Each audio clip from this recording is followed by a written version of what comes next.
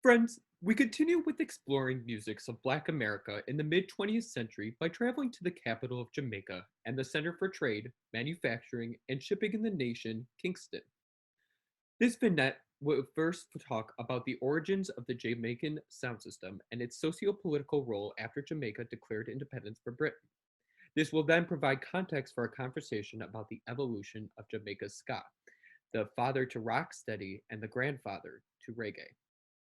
Now, ska can be divided into three separate and distinct movements. For the purpose of this vignette, we will focus on the first wave, the original Jamaican scene of the 1960s.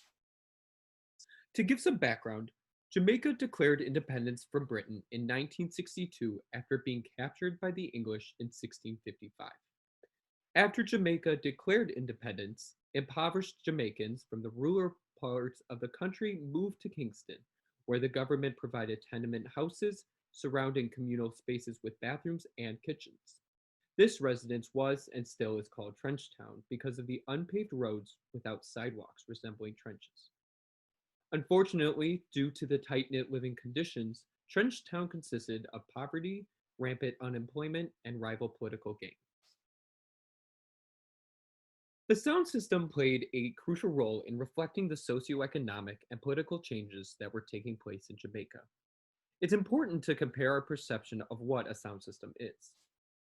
According to John Constantinides, a faculty member of the Department of Ethnomusicology at the University of Montreal, he says, in the strictest sense, one would be dealing with a mechanical system of musical amplification and diffusion, including turntables, speakers, and a PA or a public address system. However, in the Jamaican sense of the term sound system, it is expanded to include certain human actors, one of which is the DJ, DJ as in Deejay.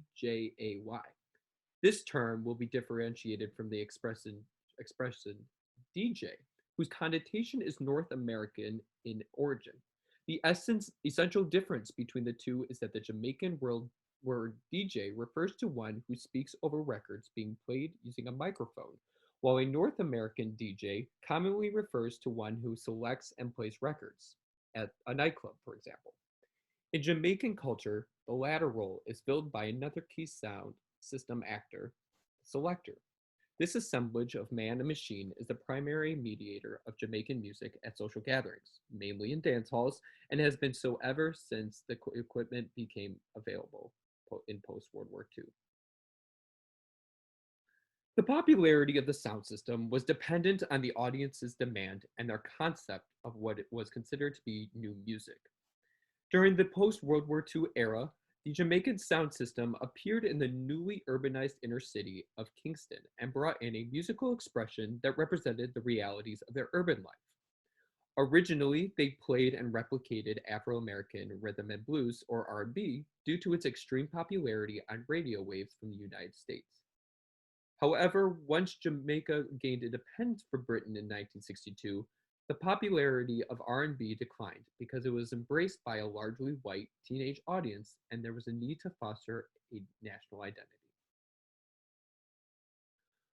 What began as an attempt to replicate Black American style music evolved into the uniquely Jamaican genre called ska. There are many different possibilities for the origins of ska. According to Davis and Simon, some say it came from expressions of the era like skavuvi. Others believe that it imitates sounds of the music itself, such as the ska ska ska accents of the saxophone or the skank sound of the chunky guitar chords. Ska was the predominant musical genre in Jamaica from 1961 to 1965 and grew in popularity because of the sound system bringing people together to express the hardships and struggles of living in Trenchtown by dancing and singing. According to Ronald Lynch, the head of the Berlin-based reggae magazine Erie Up, ska, quote, was the radio of the people where people would build on the street corner a small set of speaker boxes, a turntable, play music, and sell beer. Somebody would talk about what was going on that day in the community there might have been a killing, and you'll hear a story, unquote. First wave ska incorporated musical influences of American R&B, jazz, jump bands, calypso, and Jamaican mento combined with elements of traditional African drumming. In general, first wave ska had a driving horn section that usually consisted of a trombone, trumpet, and saxophone, and was energetic, fast, and highly danceable. In order to gain an understanding of the unique Jamaican genre, we must analyze how R&B's rhythm and characteristic feel has changed. While it maintained the shuffle feel, ska changed the organization of the rhythm. Overall, ska involves more of an emphasis on the weak or after beats of the rhythm by omitting the bass drum on the strong beats. For instance, in 4/4 time, the bass drum would be left out on 1 and 3 to emphasize beats 2 and 4. Additionally, the upbeats or the and of 1, 2, 3, and 4 are strongly emphasized by the piano, guitar, and sometimes saxophone. This is different from American blues, where the bass drum emphasizes every beat. Rather than a quote riding effect, ska rearranged this pattern to create a feeling of tension, buildup, and release, something that is at the essence of Jamaican music. Finally, similar to jazz, the bass guitar still uses the classic walking pattern and replicates the head solo pattern for improvisation. The influence of African roots can be found in call and response form as well. It is recommended to listen to the 1664 recording of the Scatolites' occupation to become accustomed to and identify the characterizations of the ska musical style. Because it brought the Trenchtown community together and its hypnotic sound, excitement, and power, ska was also a dance music.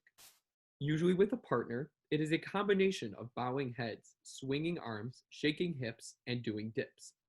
Specifically, the 1964 BBC documentary, This Is Ska, walks the viewer through the three ska steps: the basic Jamaican ska step, the rowing step, and the ska riding step. The visual provided, please use the visual provided as each step is described in detail. For the basic Jamaican step, the upper half of the body keeps the beat by bowing forward with a straight back and a slight bend in both knees. At the first bow, the arms extend to the sides, and at the second bow, the arms cross in front. The body straightens up in between the change of arms from one position to the other. This also can be incorporated with a side step, extending the arms as the partners move to the right and then closing them as they move left. The ska riding step is similar to the basic Jamaica step, except for the arms. Rather than extending them, the arms swing up and down either between the legs or on the other side. Also, the partners can face each other or be side to side. Finally, the other step is rowing. As the partners are facing each other, the arms reach out, keeping the back and legs perfectly straight, and then pull back as if rowing. It is highly recommended to watch the 1964 BBC documentary, which is a compilation of recordings of the ska dance in the context of dance halls. The performances included are listed here on this slide. Ska also played a socio-political role in the formation of the national Jamaican identity. For instance, Derek Morgan's 1969 recording, Forward March, commemorates Jamaica's independence from Britain, saying, "Gather together, be brothers and sisters. We're independent. Join hands in hands. Children started to dance. We're independent." As you can see, the lyrics of ska talk about love and relationship. It also touches on social commentary.